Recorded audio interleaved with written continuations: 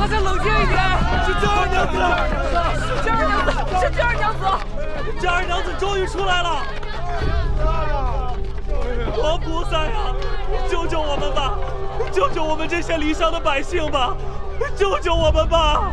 都给我安静点儿，都起来，起来吧！各位乡亲们，我知道如今定州饥荒严重，朝廷的赈灾粮已经在路上了，最多2日，定州饥荒便可解。是让我们等到饿死吗？对呀，我们都等多久了？既然各位找上了我的门，那就是信我。且听我说一句，虽然定州之前也有饥荒，但城内粮食尚可支撑。可如今你们自己看看，这城内外比之前多了多少灾民？就算是掏空2座定州城的粮仓，也撑不下去。你们之中应该有很多魏县的百姓，朝廷下拨的赈灾粮，数月前就已经到了魏县。可魏县反而成了无粮之地，那粮食都去了何处？只能是被贪官污吏扣下了。大家再想想，是谁让你们离家出县，来的定州？魏县之事也已查明，即便大家是受奸人蛊惑，现在已无路可走。现定州城内的粮食是可以让大家撑到元粮到来的。如今我定不会独自出城。我就在定州和大家一起面对饥荒，乡亲们，最多2日，粮食就会送达。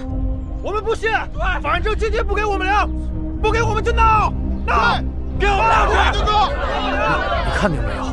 这群人都饿昏了头了，哪还能听进去你说的话？怎么又来了？把城门打开！是不是柳絮来了？快开门！快开城门！退后！退后！退后！都退后！再闹事，统统抓起来！官兵欺压百姓了，我们人多，我们不怕你们，我们不怕你们，不怕他们，不怕你们。前面这2个人，抓起来！干嘛？走，走！杀人了！官兵杀人！抓住江二娘子！江二娘子是大官的女儿，抓住她！我们一定有粮食！你们可是冒犯相国嫡女士，何罪过？法不责众！你总不能把我们都杀了吧？大家快上！抓住江二娘子！抓住她！你们干什么？抓住她！抓住她就有粮食吃了！同志们，退后！抓住她！我不退！粮来了！粮来了！粮食到了！粮食到了！粮食到了！叶世贤，粮食到了！粮食到了！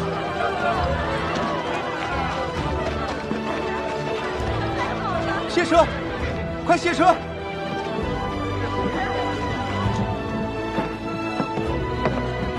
粮来了！有救了！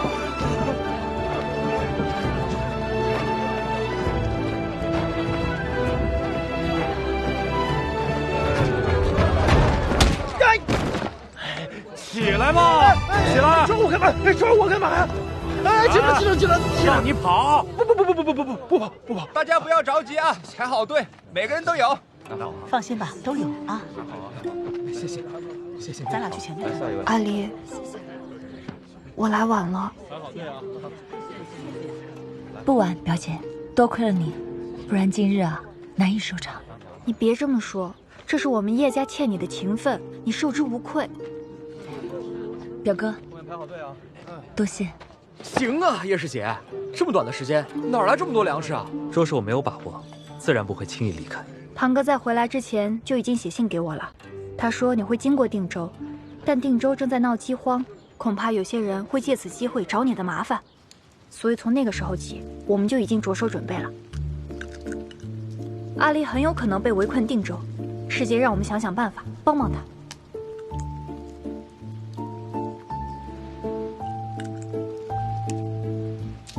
当家的，原本账面上还有些现钱，可现在都投到了原料和人工里了。先把立正堂抵押出去，借些钱出来。啊！再加上我所有的首饰，先救人要紧。啊！佳儿姐，一定要去沧州收粮吗？那边的粮价可比陆阳贵多了。刚问了镖局，从陆阳到定州的路，他们临时设了卡，叶家运粮，他们就会以倒卖粮食的名义把粮给扣了。就算在陆阳筹到了粮，也运不过去。另外，师姐说了，不要让人知道我们叶家在收粮。我去沧州的事情也严格保密。是。表哥，你怎么会提前知道这些？我之前收到过一封密函。这你也敢信？万一是有人给你误传假消息呢？说是别人给我的，我自然不会信。但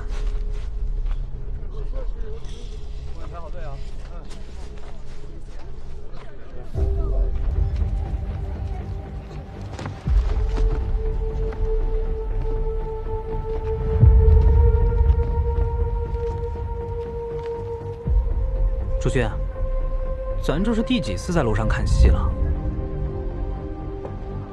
楚军怎么了？不想挨打就别说话了吧。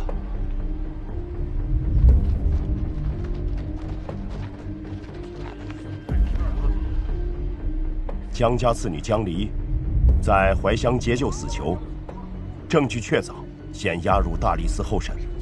江儿娘子，今日我要带你和薛怀远走，还望官人，我从未想过要为难大理寺。来人，带走。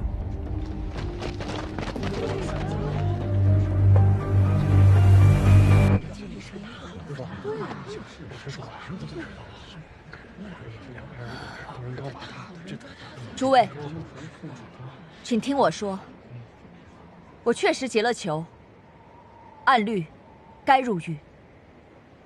可我江离不后悔。我带诸位来京城，不是为了让诸位为我脱罪，而是希望你们的冤屈可以上达天听。我们的圣上是位仁义的明君，薛县令的冤屈，你们的冤屈，一定可以昭雪于天下。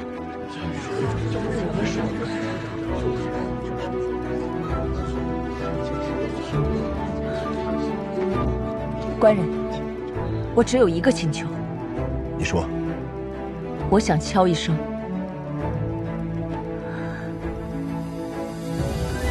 京城的登闻鼓。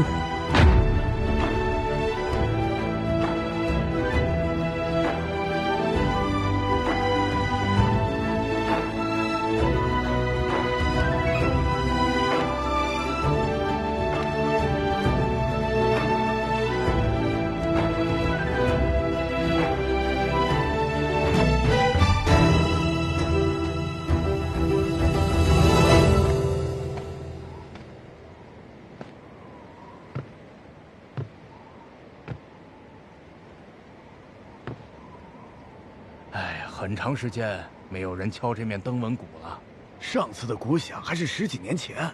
你说的是哪一次啊？萧将军死的那次呀。哦。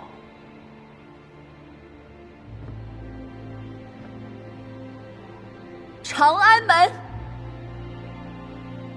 登高台，登闻鼓。怀乡县令薛怀远为官以来，爱民如子，散尽家财，却遭奸人陷害，捏造罪名，下狱待斩。我江离虽为一女子，却不忍见忠臣蒙冤，好官受死。今日城门击鼓，为薛怀远伸冤。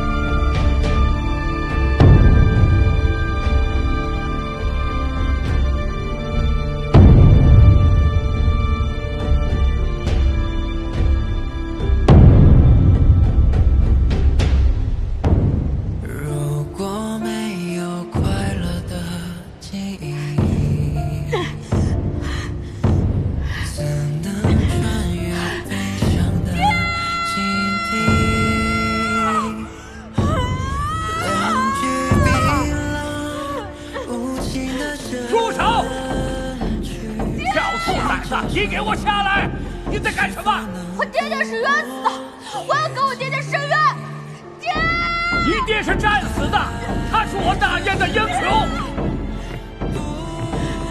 骗人！你骗人！放开我！你放开我！你骗人！你放开我！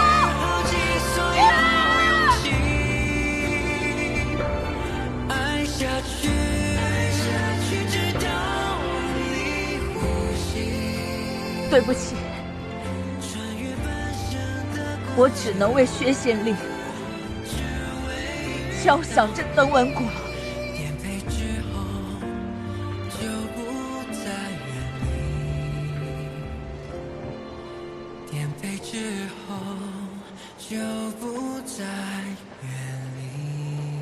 走吧。等等，江二娘子不必道歉，有我们的。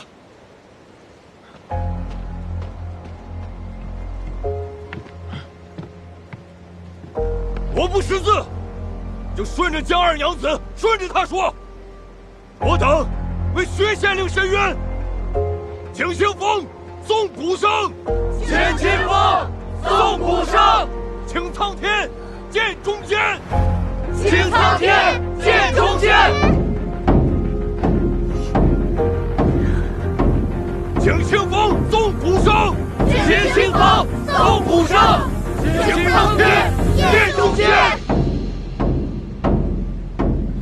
请清风送鼓声，请清风送鼓声，请苍天见中间，请苍天见中间。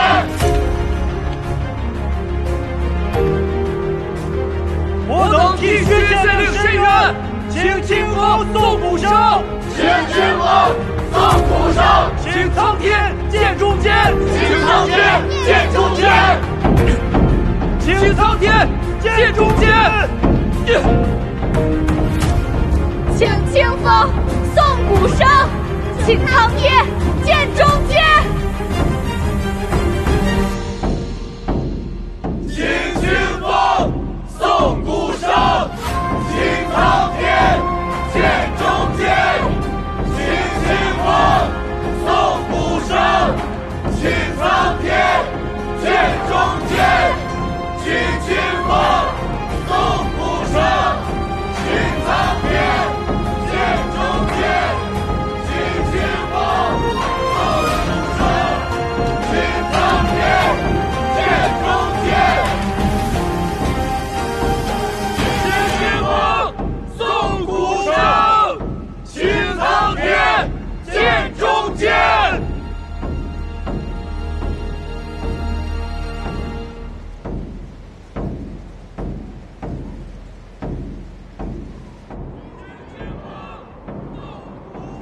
陛下，这是专门给你做的，来，穿上吧。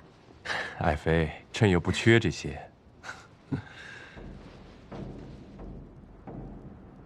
请清风送鼓声，请苍天。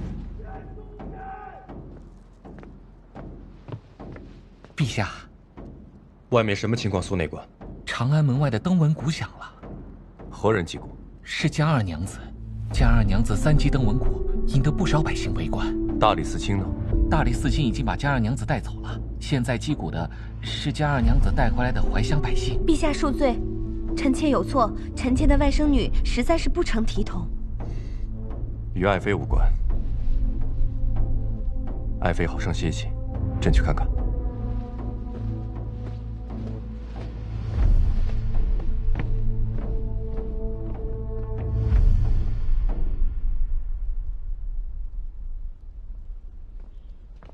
你来的还挺快，说说吧，长安门现在怎么回事？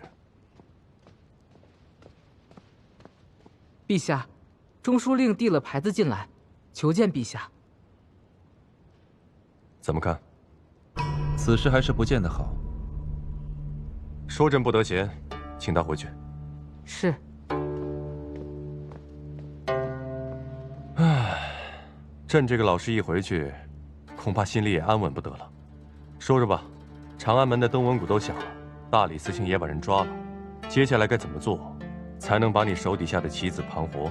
江离不蠢，他早就给自己留好了后路。劫囚案、薛怀远案并案审理，后者翻案，薛怀远就不是罪人，劫囚案也就不成立了。怎么了？朕觉得挺有意思的。你是在哪儿捡到这颗棋子的？不是我捡到的，是他自己送到我手里来的。不错，是颗好棋子。今日长安门上听登闻鼓响，你很感慨吧？陛下不感慨吗？感慨。毕竟朕等这一天已经很久了，正好就借你这一颗棋子，我们好好肃清肃清我大燕的官场。传旨。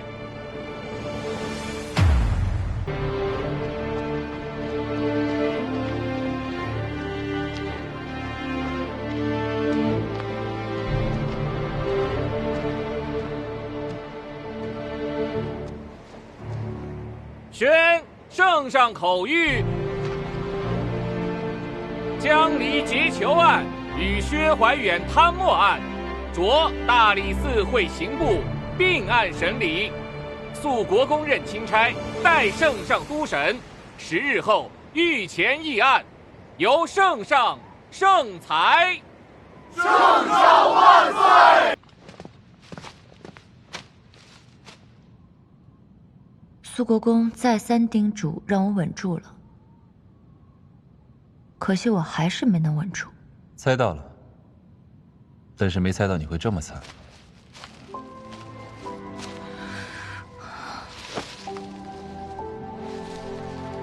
你不是很讲究吗？不嫌脏吗？累了，在你这儿歇会儿。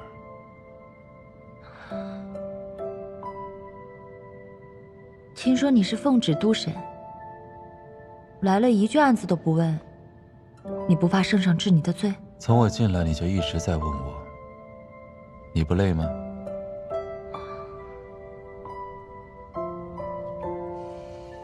是啊，也是挺累的。登闻鼓一敲，御前亲审，你这是在逼他们对你下杀招啊！拼命拼过头了，又不是第一次了。其实没有这个必要。苏国公，你身边有含冤而死的人吗？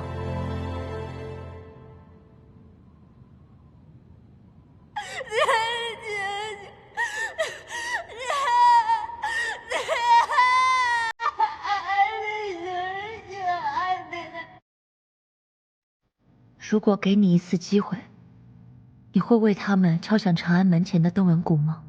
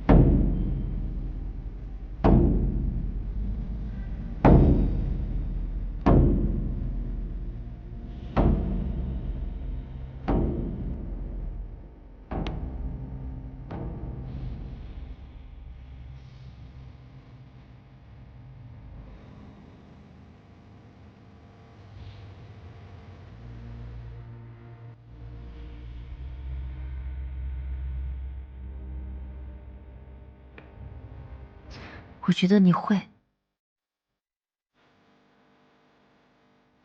行了，审完了。就审完了？对呀，你要交代的不是都已经说完了吗？我先走了，歇着吧。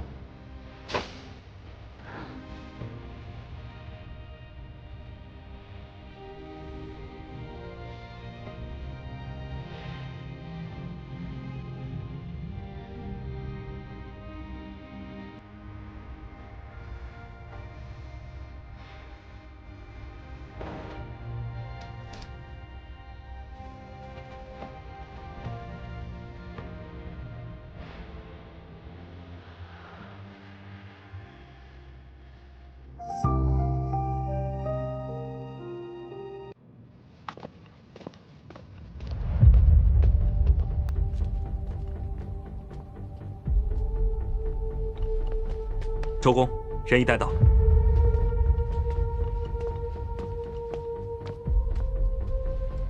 江夫人，按大燕律，人犯就交由你们江家看管后传，若有走失藏匿，将依律处置。多谢周公。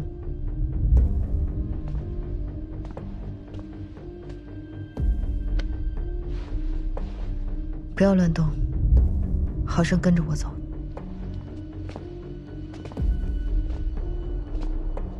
母亲怎么来了？虽然我不知道你这一次回陆阳，为什么一定要给那个县令翻案，但我知道这一次你父亲为了你的事，不知道熬白了多少头发。你对得起你父亲，还有江家吗？身为你的母亲，我不能不管你的父亲，还有江家一门的荣辱。等你回到江家，你自己跟你父亲还有老夫人解释吧。母亲教训的是。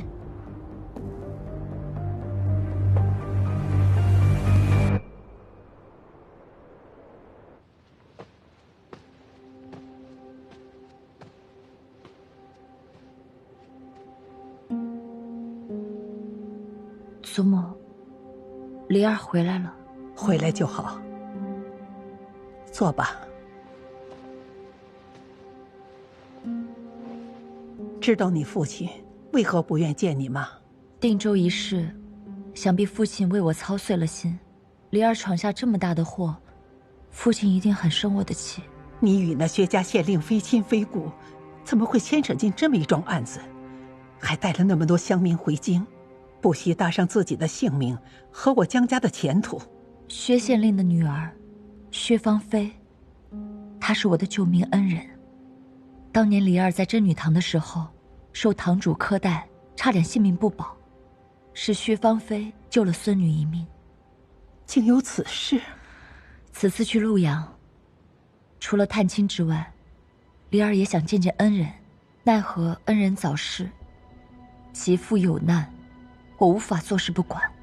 唉，二丫头，你要报恩，祖母不会拦你。只是，非要如此吗？我知道，我是江家人，我的一举一动都牵扯着江家，所以我并非有意放肆。当初我到怀乡，只是想去见见恩人。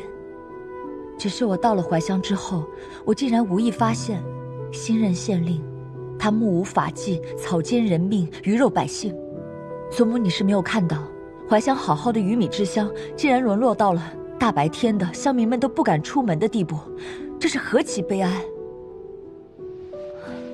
祖母，你曾经告诉过我，祖父立下的家训，宁守一方公正，保一身忠义，不贪一时虚名。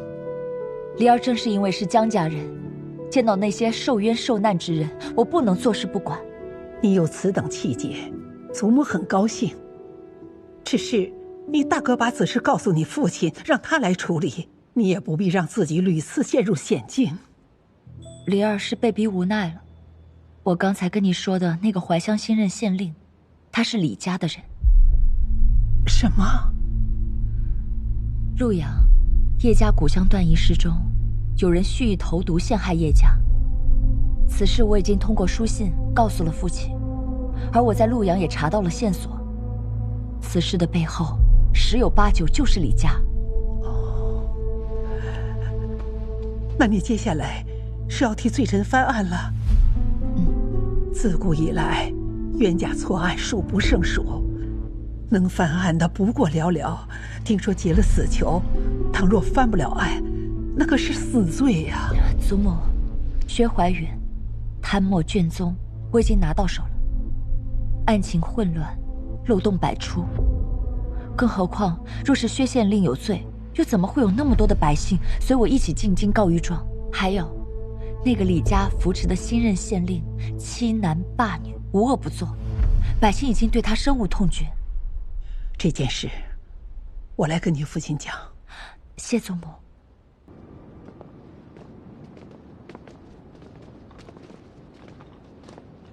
江二娘子，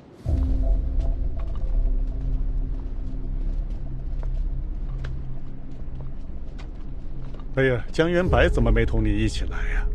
看来是在大理寺的监牢里住惯了，一个人胆量练大了呀。想必你就是李相国了。承蒙过问，如今已经从监狱出来了。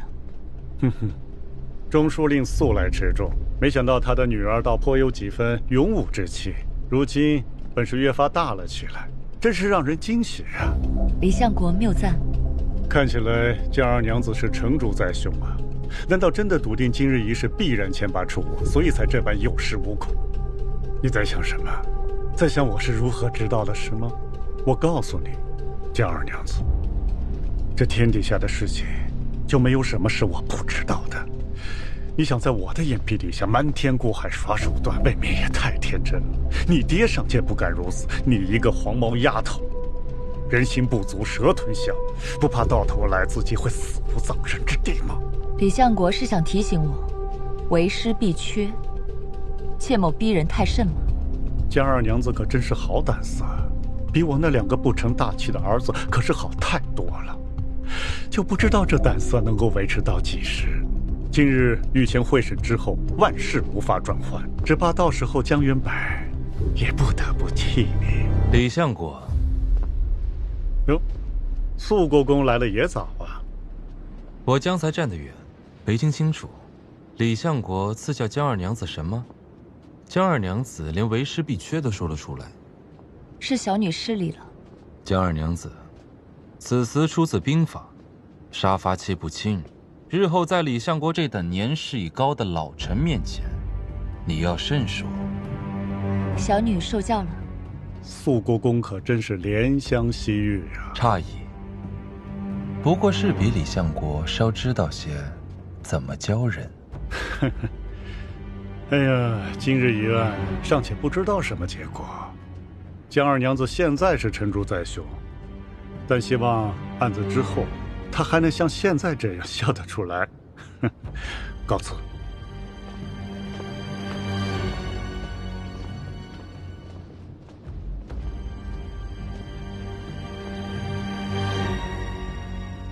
今日又多谢素国公替我解围了。这对你来说不算什么围。也不能这么说，至少我看出来了，李仲南是有备而来的。既然如此，有件事我要提前告知你。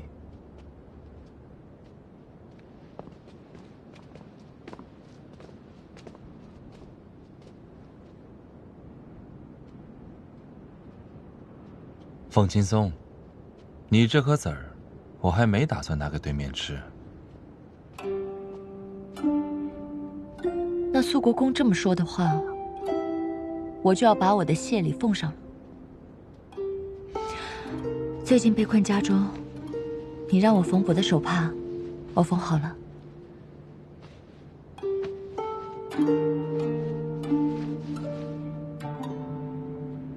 你的绣工很好。我的绣工远不及这帕子上的旧工。起初我甚至不敢下针，怕损了逝者之意。你了解过我的身世？素国公的父亲萧将军是我朝名将，他一生戎马，举世皆知。于夫人与他伉俪情深，也是一位可敬可佩的女子。那你的父亲呢？我如何？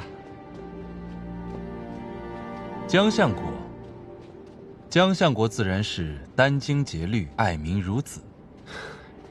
我有话与小女嘱咐。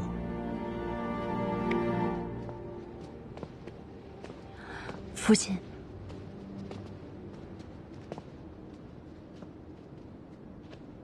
受苦了。女儿以为父亲不会原谅我了。你始终是我的女儿，你的想法，你祖母都跟我说了。一会儿不要怕，有什么说什么，为父会为你做主。谢父亲。圣上驾到！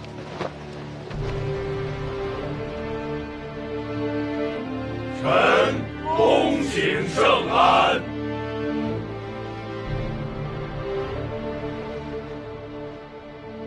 众卿平身，谢圣恩。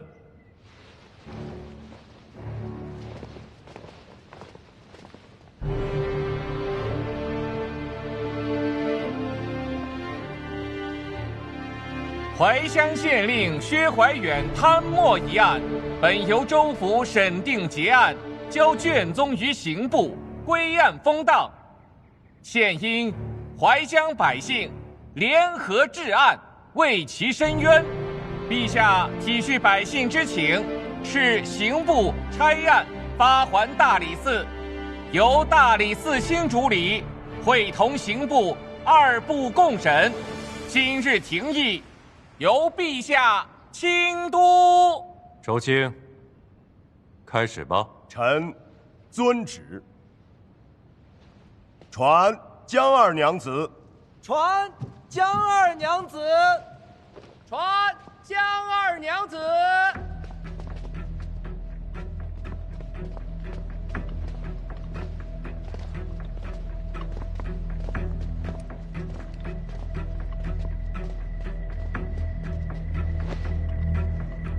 臣女江离参见陛下。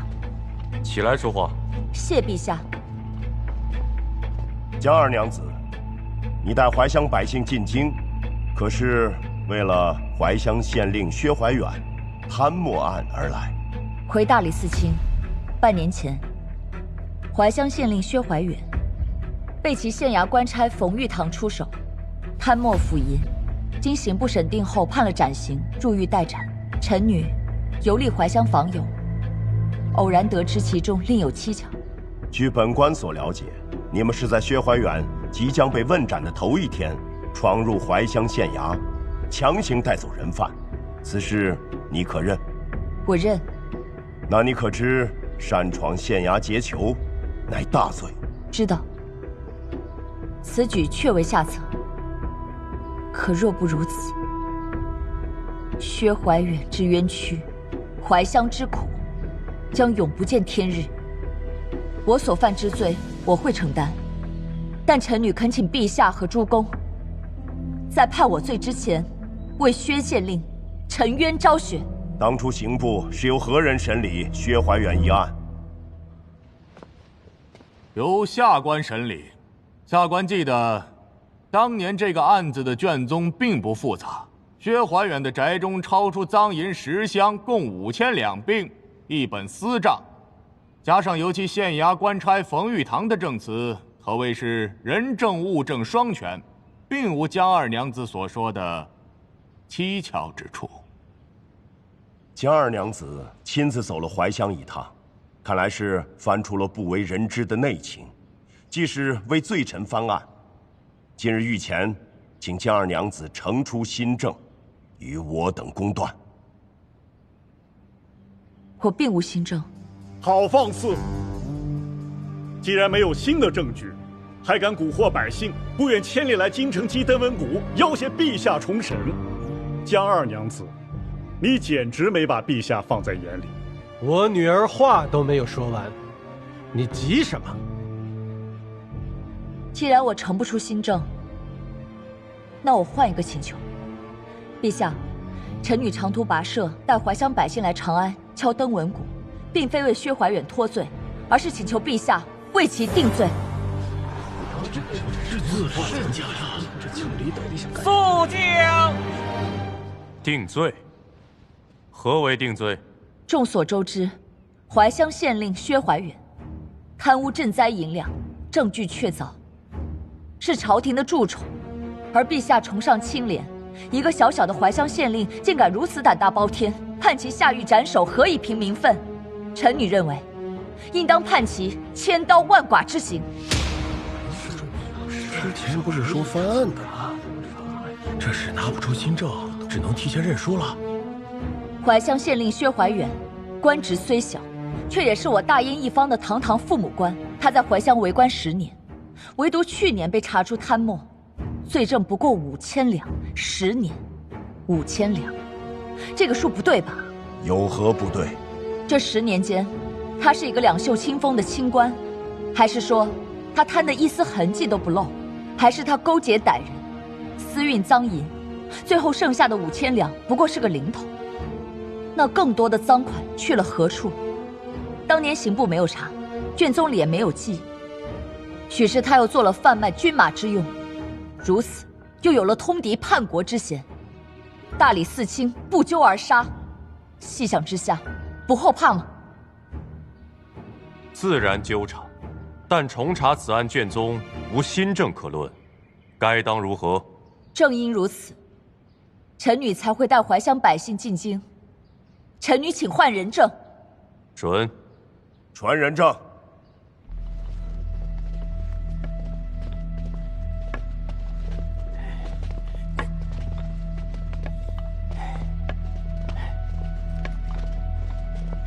跪！关于县令薛怀远贪墨一案，你们有什么想说的？陛下，草民并不知道薛县令贪墨一案，草民只知道……抬起头说话。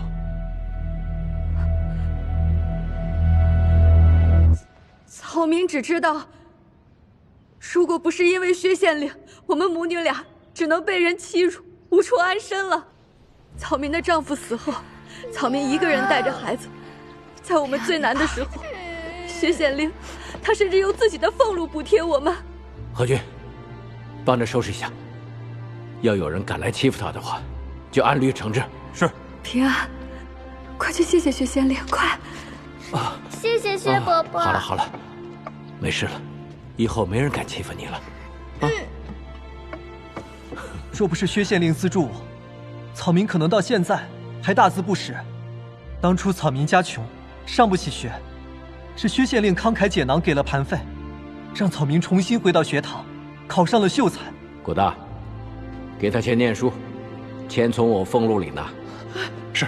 娘，儿啊，我又可以读书了。是，太好了。哎，他们说，草民卖的猪肉吃了会死人。如果没有薛县令，草民的祖产早就被恶霸抢了去了。住手！我还想给薛县令银子，他也没要。陛下，求你好好查查，薛县令绝不可能做那贪墨之事呀。薛县令是好人。对，薛县令是好人，是好人。薛县令真的是好人，不会做那种事的。是啊。凭一张嘴，若是有心收买，让这些人替贪官说些好话，也不是难事吧？周公，可要小心分辨。刑部侍郎提醒的是，贪污之人如何会这样尽心尽力为百姓做事？这群人定是被人收买，满口胡言。请大理寺卿再传人证。传人证。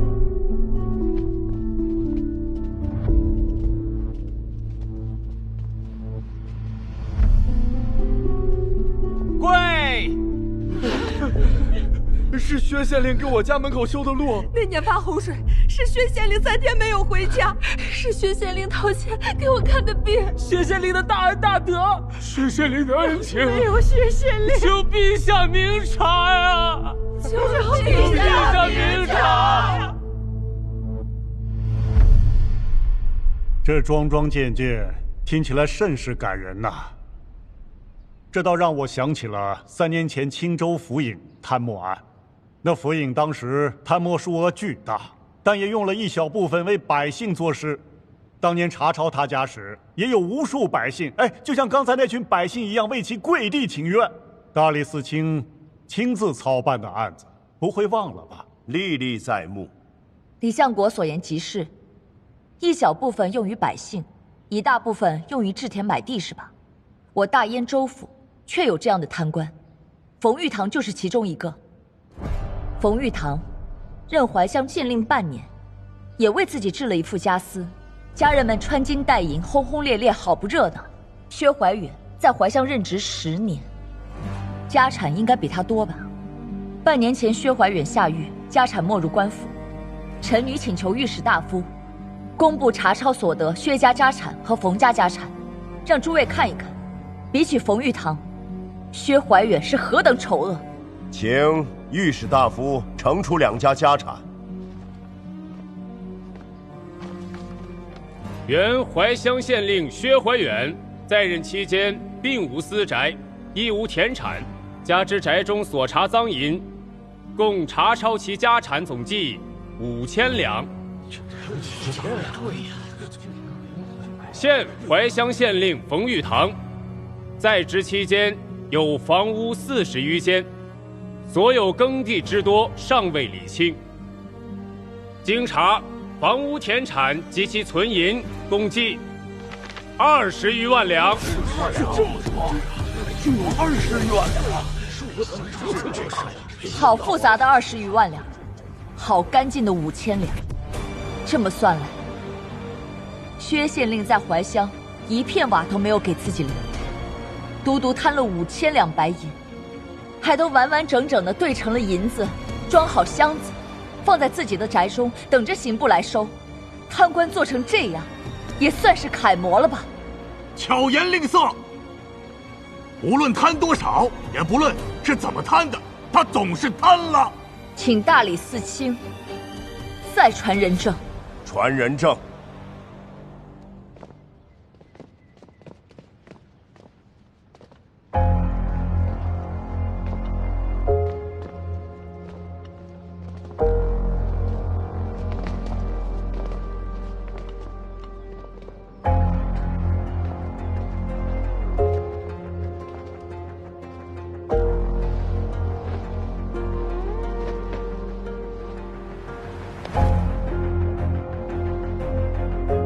陛下，我们都是薛县令在任期间怀乡的官差。薛县令在怀乡待了整整10年，没有任何贪污行为。他被冤入狱后，我们这些知情者全被关到了矿山。陛下，我们愿以生命作保。以上所说，如有半句谎言，当诛9族。我等愿以生命作保，如有半句谎言，当诛9族。我们愿以生命作保，若有半句谎言，当诛9族。我们愿以生命作保，若有半句谎言，当诛9族。我们愿以生命作保，若有半句谎言，当诛9族。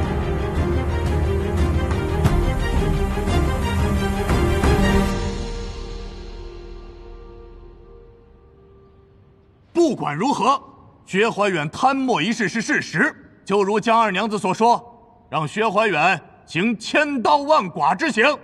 慢。江离，你继续说。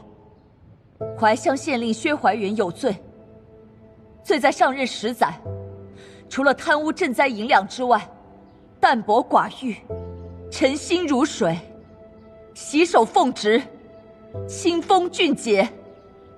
世上难有这样的贪官，所以他在任期间定有更多不为人知的筹谋和歹行。在任期间，他的钱去了何处？兴水利，建阡陌，收民心。他这是要把京城锦衣玉食、坐拥良田1000万亩的闲官们置于无地自容之境。他这是无耻，是狂妄。薛怀远之罪，的确罪无可赦。臣女恳求陛下，治薛怀远千刀万剐之刑。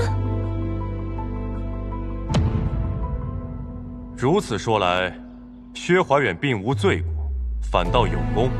臣女再恳请，待怀乡县令薛怀远上殿，薛怀远也是人证。臣女想请陛下看看薛县令如今的模样。准。传薛怀远。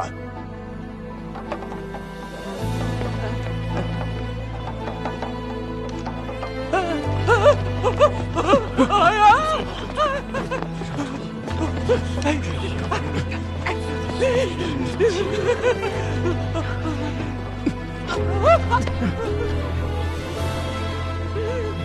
陛下，此人就是怀乡县令薛怀远，因其被冯玉堂关进地牢，受尽百般折磨，如今已神志不清，形同小儿。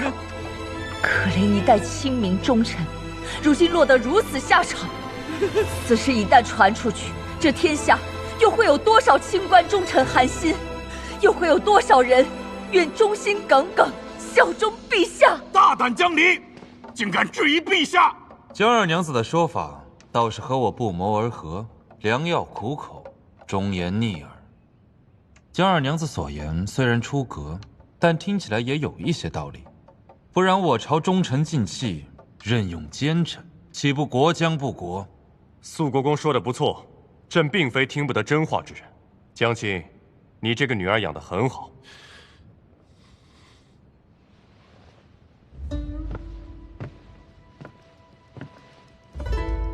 如此清廉爱民之人，竟被诬告成罪臣入狱，如今落得这样凄惨，这是朕之过，亦是大燕的损失。是臣等治罪。平身。韦乾，你错判冤案，你可知罪？臣罪该万死。朕竟不知天子之下，竟有冯玉堂这等人陷害忠良，猖狂至极。周德昭，朕命你重查薛怀远贪污案，凡是参与陷害薛怀远者，严惩不贷。臣遵旨。江离，你有勇有谋，再次让朕刮目相看。谢陛下。平身。这薛怀远一案的内情已经查清，江二娘子劫囚一案，周公一并议了吧？陛下，臣的女儿确实行为无状，但刚才听完薛怀远一案的实情之后，臣实不忍吃他当日之举。良臣枉死，不是良臣一人之难，而是一朝臣心之难。臣的女儿虽然犯下大错，但她却救了臣也救不了的良臣。今日在大殿之上，臣也惭愧。我等惭愧，我等惭愧，我等惭愧啊！我等惭愧，我等惭愧，我等惭愧，我等惭愧，我等惭愧，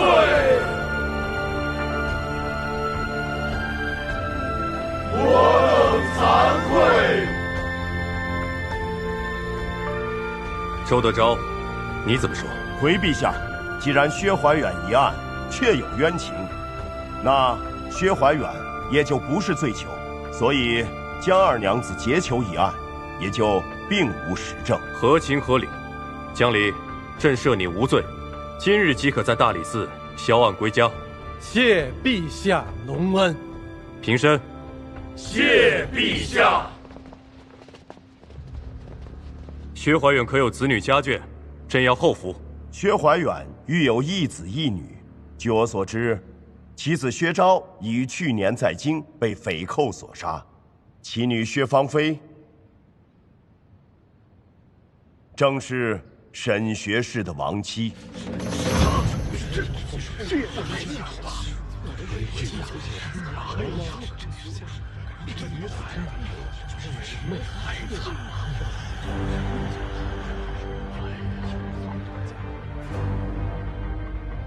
臣当初得知丈人贪墨，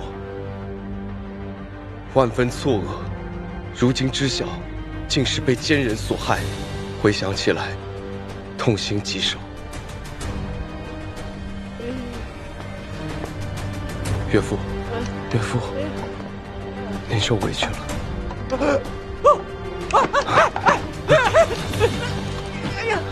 叶师姐，薛县令，没事了，没事了。薛县令，没事，没事了。沈学士见谅，你同薛县令许久未见，怕是他已经认不得你了。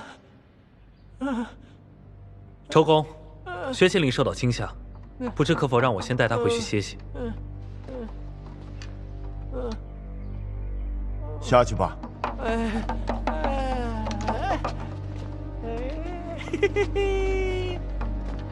这个话本是谁写的？挺毒的。此话怎讲？其人贪墨，其女通奸，其子死于非命，一家三口先后遇难，这不像话本里常写的吗？什么话本？栽赃，灭口。栽赃？莫非沈学士亡妻通奸也是被栽赃啊？也不一定吧。肃国公向来胆大，他可是什么都敢说呀。肃国公这件事情交给你去办，查清薛家一家三口的真相，还薛家一个清白，也好让沈学士为之安心。臣领命。精彩！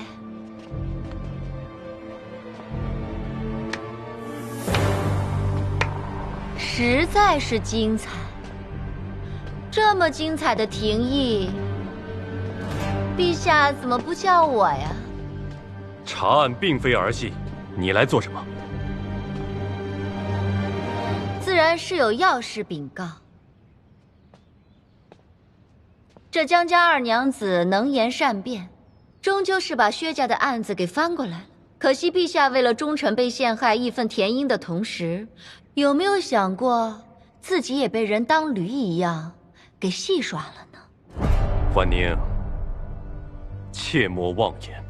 说来也巧，过去曾听说沈学士的夫人乃怀乡第一才女，我便心生好奇，前去一看，果然沈夫人的样貌独特，确是世间少有。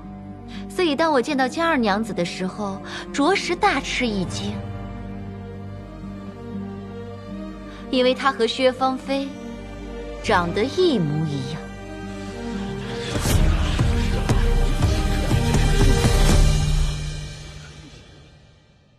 过去曾听说沈学士的夫人乃怀乡第一才女，我便心生好奇，前去一看，果然沈夫人的样貌独特，确是世间少有。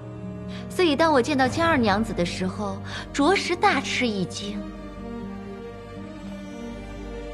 因为她和薛芳菲长得一模一样。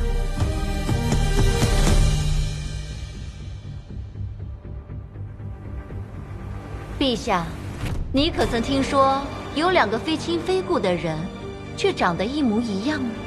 这世间既然有一家三口同时被灭门的巧合，那两个长得一样，也不算巧合吧？我只是可怜那个在真女堂住了10年的江二娘子，好不容易修行结束要回江家了，却遭某人残忍杀害，就连江二娘子的亲生父亲钟书令，恐怕也被蒙在鼓里了吧？长公主殿下，此话何意？请明示。为什么一个8岁的小女孩在真女堂待了10年，无人教授，却能胜出京城名门贵族子弟，在岁试上一举夺魁？世间命苦之人那么多，为什么江二娘子不惜一切代价，排除万难，要去救那薛怀远？这桩桩件件，唯一的解释，你根本不是江离，你是薛芳菲。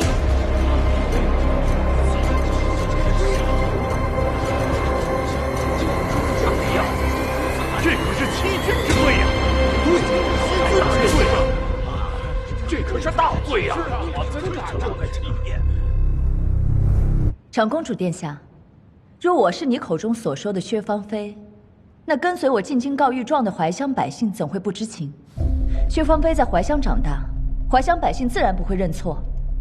长公主可以派人去问一问，看看我究竟是薛芳菲还是江离。能跟你进京一起告御状的人，自然都是提前串供好的。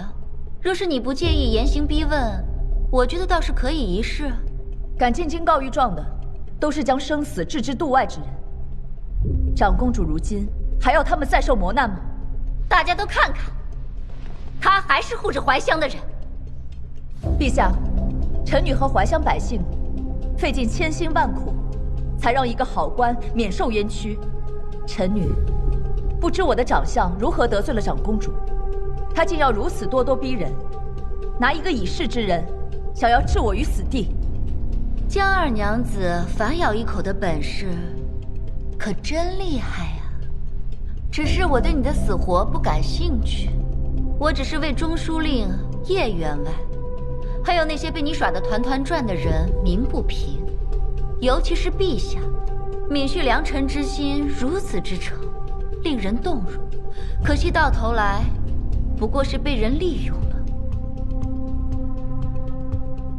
薛怀远一案刚才已经查清，臣女所言句句属实，不知道长公主口中所说的利用是从何处而来，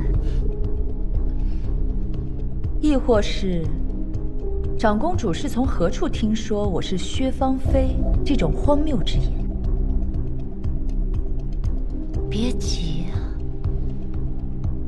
等一下就让你见见你的老熟人。大理寺卿，也宣一宣我的证人吧。宣证人。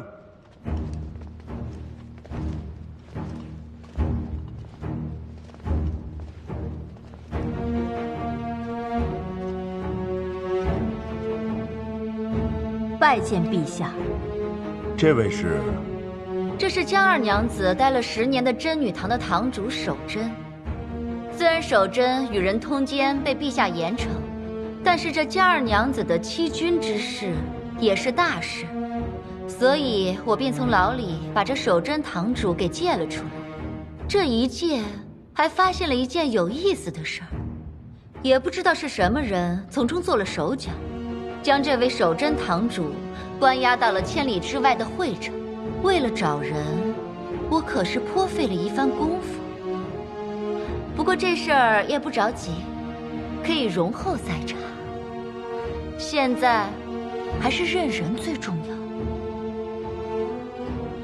守贞，你可要看好了，此人是不是江离呀？回陛下，此人绝非江离。你可要看仔细了，你要是敢胡说八道，我割了你的舌头。草民从江离8岁，看着他长到18岁，他就算化成灰，我都认得。他绝不是江离。哼，按你的说法，江离去哪儿了？这恐怕要问问薛家娘子。堂主，你说我不是江离，那真正的江离去了哪儿？是被你给害死了。好，若是如你所说，是我害死了真正的江离，那我是怎么害死的？他的尸体又在何处？是你下的毒手，你早就毁尸灭迹了，我自然不清楚。当时柳夫人来真女堂见的人可是我，你当时为何不拆穿我？我当时一时糊涂，因为你以力相诱，说等你变成了江家二娘子，就会帮我脱罪，所以我才帮你圆谎。原来这就是你来污蔑我身份的原因啊！什么？我污蔑你？你可真会反咬一口。陛下，这个真女堂堂主德行败坏，曾经与人私通，这样一个人说话自然不可信。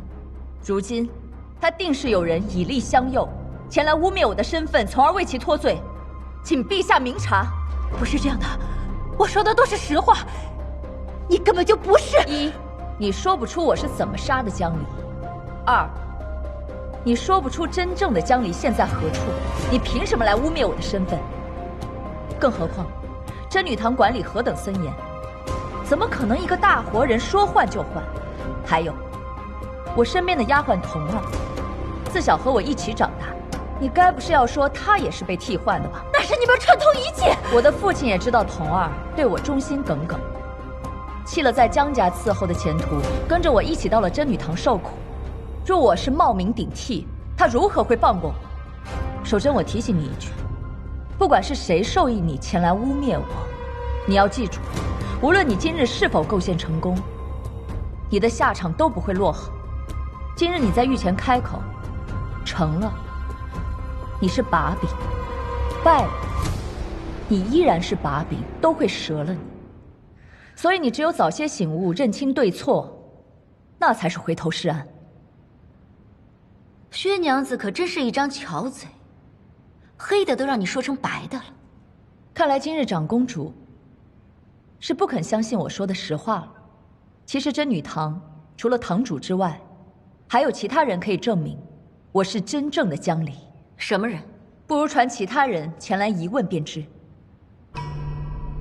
我手底下的人传信过来，说是在惠城被关押的真女堂堂主，被人带了出来。看来今日有人来者不善。多谢苏国公告知。想好如何应对了吗？我手下无人可用，不知苏国公可否帮我找一个人？谁？一个真女堂的真女。告诉我名字，我让陆琪去找。再帮我给她捎一句话。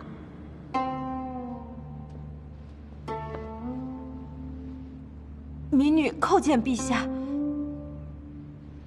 原来是你，你来告诉他们，他根本就不是江离。这次由不得你不去，他让我给你带句话。什么？他说，以利相诱是最为下毒的手段，所以他不会许诺你什么，但这是你唯一可以赎罪的机会，为你曾经下的手而赎罪。对不起，我为自己之前所做的种种道歉。对不起，江二娘子，你在胡说什么？你在胡说什么？他根本就不是江离，他就是江离，他就是江离！你胡说，他不是江离，他根本就不是江离，他就是江离，他就是江离！江二娘子，怎么可以在世上面前胡说八道？我们不可以这样，去道歉，你不可以胡说！江二娘子，原谅我，将二位真女带出去！他就是江离，他不是江离，他不是江离！你不可以欺骗陛下，你不可以，他不是江离！你可真是有手段，让这些人为你说尽了假话。很好，沈学士，你与你的夫人相濡以沫这么多年，你总不会睁着眼睛说瞎话吧？眼前这位，是不是你日思夜想、同床共枕的沈夫人？婉宁，不要胡闹了。她，是不是你的沈夫人？